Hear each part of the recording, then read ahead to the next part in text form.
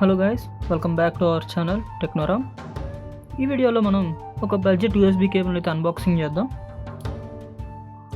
Okay, ఇది unboxing చేసిన తర్వాత దీని క్వాలిటీ అండ్ ఇది మనకి డేటా ట్రాన్స్ఫర్ చేయడానికి దానికి పనిచేస్తుందా, ఛార్జింగ్ ఎలా ఎక్కుతుంది ఏంటనేది అన్ని చెక్ చేసిన తర్వాత అప్పుడు మనం దీని బడ్జెట్లో ఇది కొనొచ్చా లేదా, అసలు వర్తా కదా అనేది ఒకసారి చూద్దాం. వచ్చేసరికి మనకి పోర్ట్రానిక్స్కి సంబంధించినటువంటి కేబుల్ ఇది.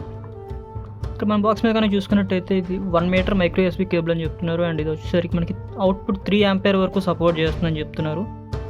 అండ్ ఇది వచ్చేసరికి మనకు 1 మీటర్ లెంత్ అండ్ PVC మెటీరియల్తో తయారు చేసిన కేబుల్ అని చెప్తున్నారు. అండ్ దీని థిక్నెస్ చూసుకున్నట్టయితే మనకి 4 mm థిక్నెస్ ఉందని చెప్తున్నారు ఇక్కడ బాక్స్ మీద. అండ్ మన బ్యాక్ సైడ్ దీని ప్రైస్ కనుక మనం చూసుకున్నట్టయితే మనకి ఇది వచ్చేసరికి 299 రూపీస్ అయితే ఉండడం జరిగింది. బట్ ఇది మనకి ఆల్మోస్ట్ 100 రూపీస్ లోపే దొరుకుతుంది ప్రెజెంట్ ఫ్లిప్కార్ట్లో మనకి. అండ్ బాక్స్ మీద కనుక మనం చూసుకున్నట్టయితే ఇది మనకి అప్ టు 6 months వారంటీ అయితే ఉందని చెప్తున్నారు.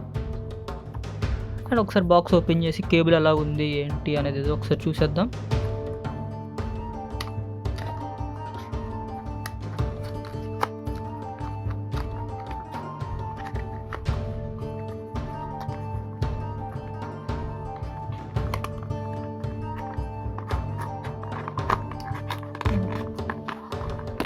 రావడానికి టచ్ చూపిస్తుంది.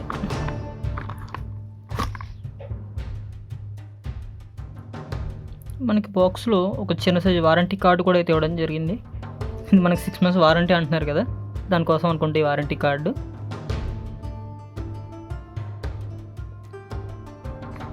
ఓకే గైస్, మనకి కేబుల్ అయితే వచ్చేసింది. ఇంకా కేబుల్ ఓకే, కేబుల్ అయితే వచ్చేసింది. ఒకసారి కేబుల్ ఒకసారి ఓపెన్ చేసి చూద్దాం ఎలా ఉంది అనేది. ఒకసారి కేబుల్ ఎలా ఉందనేది ఒకసారి చూద్దాం.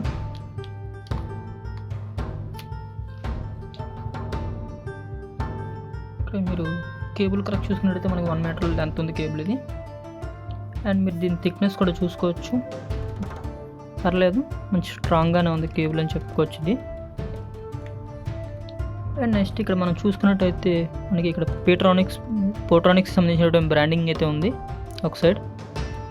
అండ్ ఇటు సైడ్ ఒక సైడ్ మనకి ఇది Type A USB. అండ్ ఇంకో సైడ్ చూసుకున్నట్టయితే మనకి మైక్రో USB పోర్ట్ ఇది.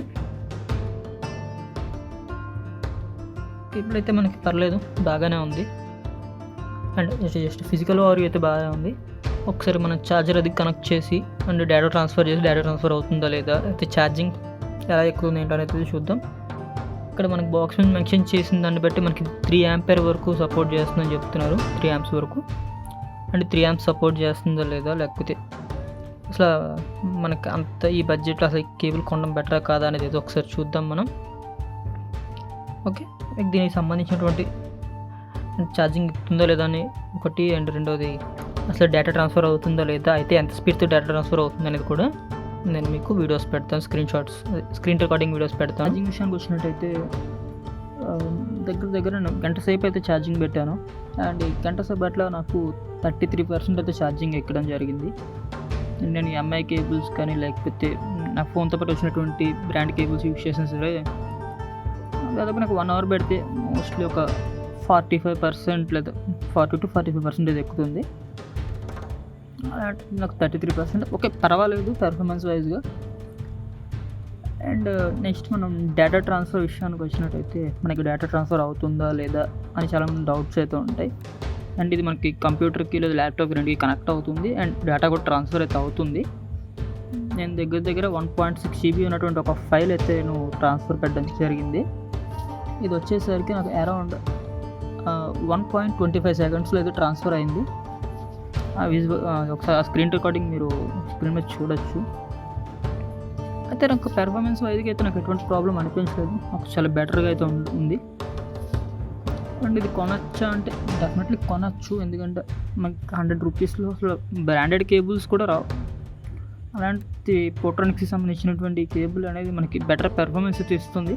అంటే మనకి బ్రాండ్ కేబుల్స్ ఇచ్చినంత అంత క్వాలిటీ అయితే ఇవ్వకపోవచ్చు, కానీ పర్వాలేదు. ఆ బడ్జెట్లో మనం కొనుక్కొని యూస్ చేసుకోవచ్చు డెఫినెట్గా. ఇన్కేస్ ఒకవేళ మీకు కావాలంటే కనుక ఈ కేబుల్ లింక్ నేను కింద డిస్క్రిప్షన్లో ఇస్తాను, ఒకసారి అక్కడి నుంచి చెక్ చేసుకోవచ్చు.